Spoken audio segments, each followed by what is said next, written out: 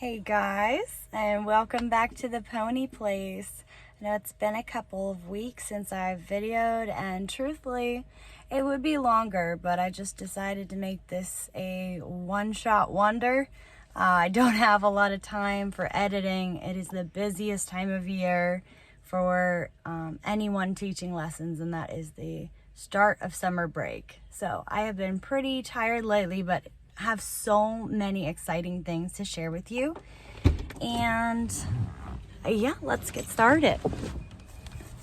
So I've been organizing the barn like crazy. Hopefully it shows. So nice and clean. Have my driving tack all out because I have my first driving students starting this coming week, so yay. Jiminy can finally start pulling his weight. Another thing that we did is I brought my rabbits down to the barn, which is absolutely wonderful. And the kids have really been enjoying that. So I'll let you see them at some point. Let's say hi to the gang out here. Hi, Mr. Jiminy. Good boy. It is blazing hot here. It's, I think, a high of 85 today, and I've been feeling it. I had 5 students today and 8 people joining the program this week, so that's really been fantastic. So I wanted to talk to you about a couple changes that are going on at the farm this week, and also just some exciting happenings, because there are things changing here every single week, and we're growing so fast, being so new. I've been open since, I think, the end of March to April, May. Yeah, like 2.5 months. So it's just busy times. Dutchie's over there getting a drink, so you can see she's doing very, very well. And Mr. Jiminy is not so happy that he's not the focus of things. Are you, buddy? And we're not going to talk about your story every week, okay? It's not going to be Meet the Ponies every week. There's Jojo back there. And Mr. Acorn, who's just, he's tired because he's been working especially hard. And there's Jiminy showing him he's not allowed to get any love for it, huh? All right. So our round pen has been working out great for the kids. We have been working really hard on our posting trot, mainly since they're in their first couple of months of riding.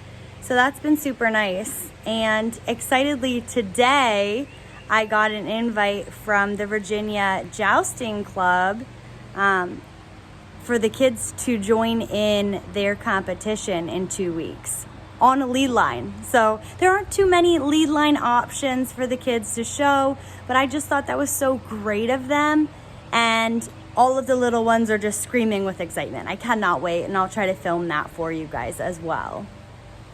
In other news, I have hired a business coach and had my first meeting with her today. So she wants me to work a little bit on, first of all, my forms for my clients to join my program. And that's another thing that I would really like to share with you. If you are an equestrian following, like an equestrian professional or an aspiring professional, please follow, because I don't plan on keeping all of my secrets to myself, and I would love to help you be successful along with me. I have been a serial solopreneur, which I heard that term for the first time today. Just one of those equine professionals that keeps thinking that I'm not enough, or moving, or the horses aren't enough, and starting the program over and over again, you know, trying and failing to make a living in this industry, and that is not going to happen to me this time around. So if you're watching from a professional standpoint, or you're a teenager and you want to open your own barn, please follow along, because this place is going to be unrecognizable here in a little bit, and I'd like to take you along on that ride with me. All right, guys. Now that is part of the reason why I decided to go with ponies this time around in my business, is because they are a lot harder working in general than horses, and they were bred to survive on starvation rations.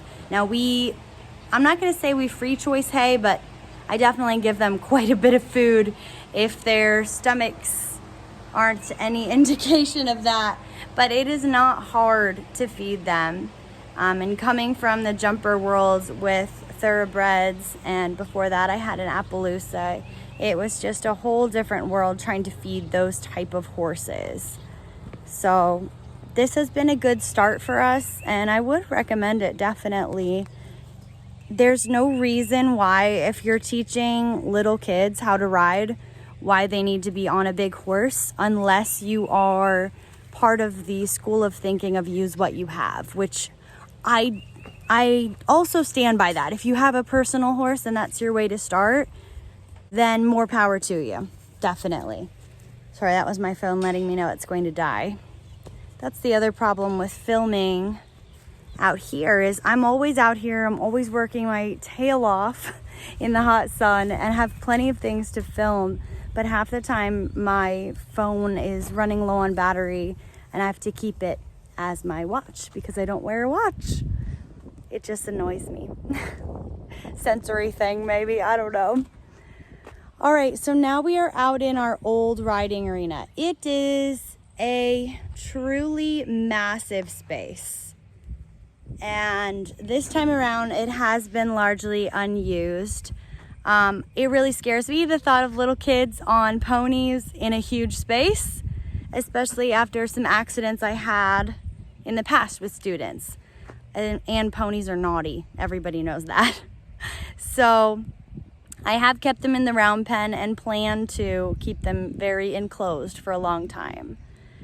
But we actually thought of a new use for this space, which I'm not going to reveal in this video, but in the upcoming weeks we will start prep work on this site, and I'm excited to show you what it turns into, because like I said, this place is going to be unrecognizable soon.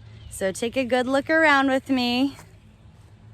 There's our little barn and our little dry lot. Yeah, I'm just so excited for things to be successful this time, and I'm getting all the help that I can get, and needing all of the help and support that I can get to make that happen. I also have a website designer. Raul is working on my website, which will have a self-booking link. I also have to shout out to Square, because they have helped me organize immensely with being able to invoice my clients instead of being handed random cash and checks and Venmo and PayPal and never really knowing where my money is, if I have any money, and how to put it in my bank account. So I've streamlined everything with Square. And while I do think I am going to quickly outgrow that method, if you're just starting out, again, it's a way that really kept me organized from the start this time around. I also have some news at the round pen. So here's a round pen with Mr. Smidgy Widge, and he is over here because our horses have not accepted him into the herd, and they were picking on him really, really bad. So he has been over here by our beautiful redone picnic table, just chilling out, living his best life. We even put a little rug in with him, and it is so cute. I got this rug at the dump, so it's not like it was a big investment, but how hilarious is that? He loves it. He looks like he feels like a little king on his rug in the shade. So yeah, it's not where we were planning on keeping him, and we haven't invested a lot in his setup, but who cares? Like, he absolutely loves it. But Smidge is not gonna be here with us for too much longer, and we actually found him and we're gonna miss you. He has no idea. Yeah, it's been a really hard decision for me, but we recently got back from vacation. I think it was 3 weeks ago. And when we got back, I told myself if he was continuing to get beat up and lose weight, that I would find him the right home. And it has taken me 3 weeks to accept, since we've been back, that this isn't really the best for him. This is not the kind of life that I want for him. So he's been turned out at night with Duchess, which has been nice for him. He does get some companionship, but I knew there was someone out there, and we found someone that really needed a companion for their mini. And that's what he needs, is he needs a friend. I mean, don't we all, right? It's no way to live without that herd dynamic, that close relationship that equines can have with each other. So we have him with us for a little bit longer, I think around 2 weeks, and then he will head over to her. And I'm so excited for him. I'm not so excited for us because we love him so much, but I really need to keep things simple in year one of my business. And I really want to put stalls in our run-in, like put dividers, wooden divider walls in there, and then stuff it with ponies. Just kidding, but kind of. I would like to max out the space that I have and not have, like, hokey secondary setups everywhere for random situations not working out. I would rather start really basic, keep my expenses low year one, and year round, with maxing out my horses. And maxing out does not mean, oh, how much work can I possibly pack into this horse? It just means I want to feel like my horses are being worked as much as I want them worked, and as much as is good for their individual personalities, before I add on more horses, because more horses is more expenses. And I have a lot of other things that I'm investing in right now that I'm excited to share. But I have to hold the little girl inside of me back that's like, more ponies, and this pony's cute, and that pony's cute. Yeah, that's not the way to run a business. But that little person is in there, But why else do we do this? Because we want to make a difference in the lives of other people. We want to promote horses for everything that they give to us. And it makes us happy. It makes us happy, and it makes our clients happy. So, yeah.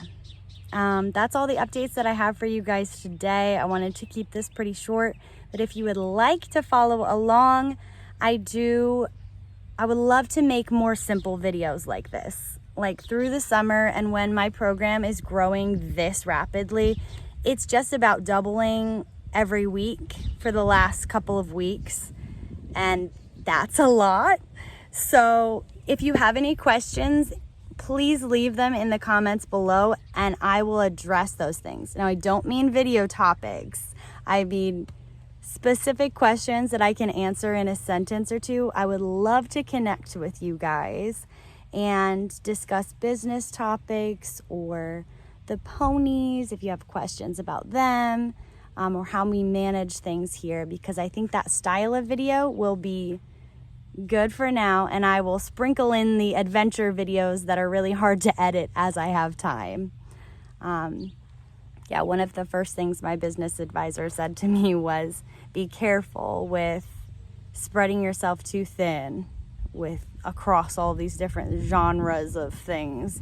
We're creative people, and there's a lot you can get involved in when you're starting a business, especially social media, and it just takes so much more time than you could possibly imagine.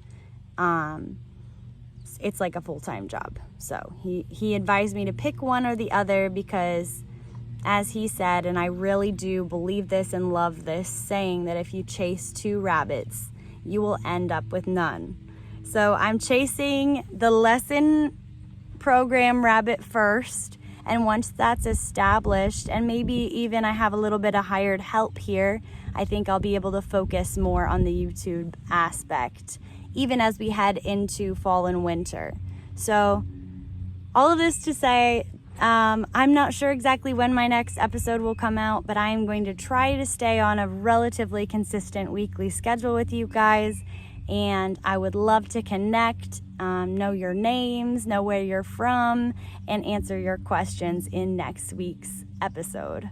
Thank you guys so much, and happy trails. Bye.